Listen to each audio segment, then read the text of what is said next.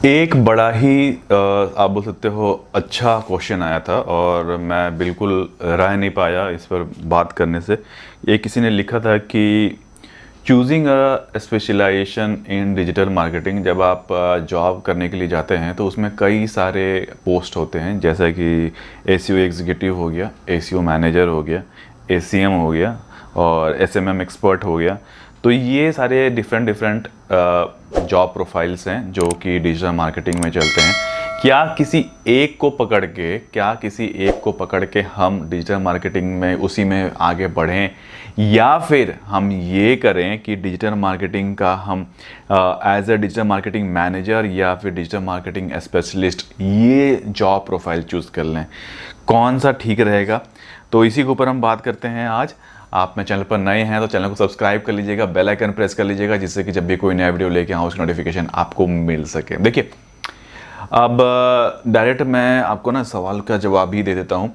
देखिए, SEO executive, SEO manager, SMM expert, ये जितने भी प्रोफाइल हैं, ये समझ लीजिए कि जब आप डिजिटल मार्केटिंग में कदम रखते हैं ना, कंपनी वाले क्या करते हैं कि धीरे धीरे करके आपके पोस्ट ना आपके अकॉर्डिंग बढ़ाते जाते हैं।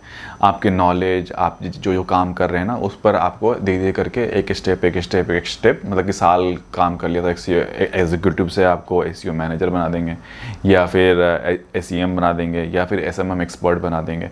तो ये समझ लीजिए एक बेसिक वाले स्टेप्स हैं। आप किसी एक प्रोफाइल को पकड़ के ही आप अपना लाइफ नहीं काट सकते हैं। ये बोलने का मकसद यही है मेरा कि आप किसी एक प्रोफाइल को पकड़ के अपनी ज़िंदगी भर समझ लीजिए कि आप एसईओ मैनेजर बन के नहीं रह सकते हैं। पहले मैं भी यही सोचा करता था, तब तक जब तक मैं बना हुआ था। 3 साल मेरा एक्सपीरियंस था। जैसे मैंने इंटरव्यू देना चालू किया तो बात समझ में आई कि मार्केट में सब कुछ आपको आना ज़रूरी है। कंपनी आपसे बहुत सारी एक्सपेक्टेशंस रखती है। आप पूछेंगे ऐसा क्यों? देखिए, अब चीज़ें ना चेंज हो चुकी है मार्केट में। अब आप सोच रहे हैं कि आप एक चीज़ सीख के ही अपनी ज़िंदगी काट सकते हैं, तो बहुत वो टाइम निकल गया। वो टाइम था एक टाइम जब 2-3 साल आज से आप करीबन 6-7 साल पीछे अगर जाके देखेंगे तो ये टाइम था जब एसईओ मैनेजर का इंक्वायरी आता था और एक बंदा ऐसे कर रहा था। बट आज के डेट में कंपनी चाहती है कि आपको सब कुछ आए, लेकिन वो 3 साल 4 साल के बाद आपसे चाहती है कि आपको सब कुछ है। 3-4 साल से पहले नहीं चाहती है कि आपको सब कुछ है। पहले तो ये आपसे ये चाहिए कि आप एज अ एसईओ एग्जीक्यूटिव या फिर एज अ एसईओ मैनेजर या फिर एसईओ एक्सपर्ट, ये वाले प्रोफाइल्स पर आपने काम करके एक अच्छा नॉलेज ग्रैब कर लिया, एसएमएम पर काम कर लिया, आपने PPC, Google Edward, paid campaigns पर आपने काम कर लिया।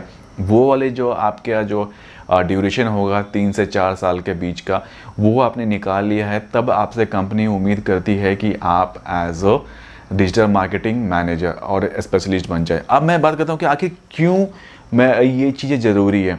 देखिए, अगर आपको ना आप सोच रहे हैं कि नहीं, मेरे को ना कुछ बहुत ही बड़ा करना है और बहुत ही ज़्यादा पैकेज पर मुझे काम करना है, बहुत सारा पैसा कमाना है, तो आपको सारी चीज़ें जान लेना बहुत ज़रूरी है। अगर आप सोच रहे हैं ना कि ये बस ये करके मैं काम चल जाएगा, ये सब प्रोफाइल पर काम करके सिर्फ एसईओ सीख के मैं या फिर सोशल मीडिया सीख के मेरा काम चल जाएगा, नहीं चलने वाला।